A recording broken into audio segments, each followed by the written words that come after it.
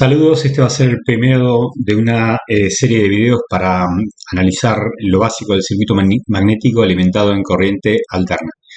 En el videito anterior vimos un circuito magnético alimentado en corriente continua. En este caso el devanado tiene, n vueltas. Este devanado tiene una resistencia interna que vamos a llamar R. El circuito magnético tiene una longitud de camino magnético LM, una sección transversal A, y tenemos un circuito magnético de material uniforme y sección constante. Tenemos nuestra fuente de corriente alterna que estamos aplicando en este caso al devanado y vamos a analizar qué está sucediendo. La tensión que vamos a aplicar acá vamos a aplicar una BDT. Esta BDT va a ser una tensión alterna, va a tener un valor B máximo que va a ser raíz de 2 por la B eficaz por coseno de omega t. Fase inicial no le ponemos, en este caso no tiene sentido, no es relevante. A partir de esto planteamos la segunda ley de Kirchhoff, la ley de Kirchhoff de las tensiones, que nos quedaría acá, en el circuito eléctrico. Lo que estoy analizando es el circuito eléctrico que corresponde a este circuito magnético. Entonces, vamos a tener la fuente de tensión,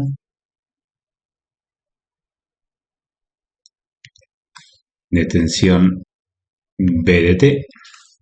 Vamos a tener la resistencia del circuito y, como ya vimos anteriormente, en el devanado se produce, según nos indica la ley de Ampère, una tensión E que va a tener polaridad negativa arriba, positiva abajo, que va a ser igual a menos N por derivada de phi respecto a T, que, según habíamos explicado también, le ponemos un nombre distinto, que es fuerza contra electromotriz, y esta fuerza contra electromotriz le ponemos derivada de phi respecto a T, N por derivada de phi respecto a T, con signo, en este caso positivo, con lo cual le ponemos signo positivo e invertimos a la vez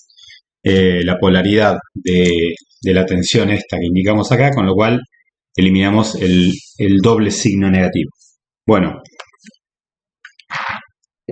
Aplicamos acá la segunda ley de Kirchhoff, que nos dice que, una forma de verlo, sumatoria de tensiones de fuente es igual a sumatorias de caídas de potencial, ¿no? Entonces, en este caso nos va a quedar BDT, tensión de fuente aplicada, es igual a IDT por la resistencia más, planteo acá, tensión de fuente, caída de potencial y caída de potencial en la bobina por la tensión que se genera por ley de Faraday-Lenz, que en este caso esta caída de potencial la vemos como una fuerza contra electromotriz, ¿no? Entonces nos queda BDT, la tensión aplicada, BDT es igual a la caída de potencial en la resistencia más la caída de potencial en el devanado, se va a hacer más N por derivada de phi respecto a T. En la práctica, en nuestros circuitos, el valor de R es un valor muy bajo. En realidad, si uno mide un bobinado de corriente alterna, va a haber una impedancia de una resistencia en corriente continua de alrededor de 2, 4, 6 ohmios. No es tan baja, pero para el análisis que estamos haciendo lo podemos en general despreciar. Por lo tanto, al ser una resistencia que es prácticamente igual a 0, nos queda que IDT por R es mucho menor que la fuerza contra electromotriz, que la derivada de N por la derivada de phi respecto a T, ¿no? O sea, la caída de potencial en la resistencia es mucho menor que la caída de potencial en la bobina, que la fuerza contra electromotriz. Por lo tanto, la podemos despreciar. ¿Está bien?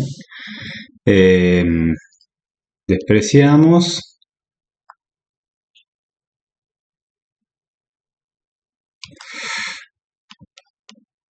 y de t por r, ¿no? Por lo tanto, la expresión que nos va a quedar va a ser que b de t es aproximadamente igual, vamos a poner igual directamente a n por derivada de phi respecto a t. Bueno, esto ya lo habíamos hablado un poco, pero básicamente lo que nos está diciendo esta expresión que tenemos acá es que en un circuito de corriente alterna, toda la caída de potencial correspondiente a la tensión que aplica la fuente se produce en la fuerza contraelectromotriz de la bobina. No se produce la caída de potencial en la resistencia interna del circuito, sino que se produce en la bobina.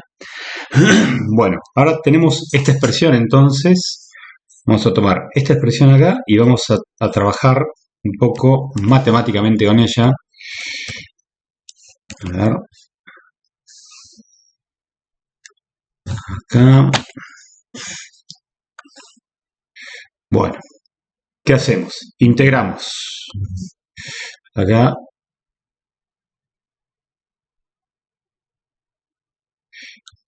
Integramos ambas expresiones. Entonces, por un lado, nos va a quedar la integral de b de t por diferencial de t, integramos respecto al tiempo, y por otro lado nos va a quedar la integral de n por derivada de phi respecto al tiempo por diferencial de t.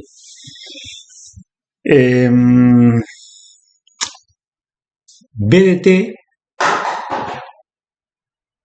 es igual raíz de 2 b eficaz coseno de omega t. Recordemos, coseno de omega t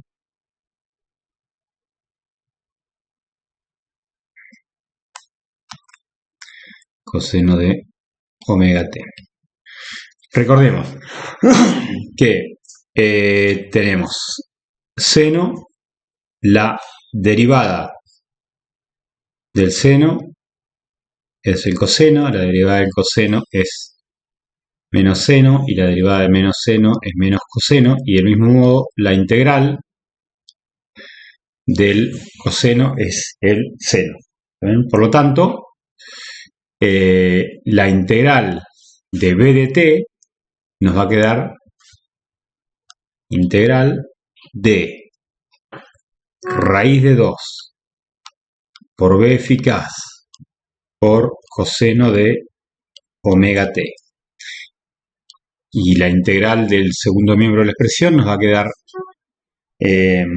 ¿no? La integral de n es una constante, por derivada de phi respecto a t nos queda, acá nos queda la integral de n por diferencial de phi. ¿Ven? Acá tengo derivada de phi respecto a t por diferencial de t, nos queda acá en la expresión, nos queda la integral de diferencial de phi. Integro acá ambos miembros entonces de la ecuación. Si falta un poco de rigor matemático, bueno, me sabrán disculpar, habrá que consultar un poco otra vez un libro de análisis matemático. Entonces acá me va a quedar raíz de 2 por b eficaz por la integral del coseno, y dijimos que es el seno de omega t. Esto me queda todo sobre omega. Y por otro lado, la integral de n por diferencial de phi, entonces va a ser n por phi de t. Por lo tanto, yo acá puedo realizar el pasaje de términos y me va a quedar que phi de t es igual a raíz de 2 por b eficaz sobre n por omega por seno de omega t. Bien, entonces acá tenemos ya obtenido, acá hemos obtenido el valor de phi de t, que es lo que en este primer video nos interesaba obtener. Ahora en los pasos siguientes, en los videos siguientes, vamos a hacer los cortitos, vamos a analizar este resultado.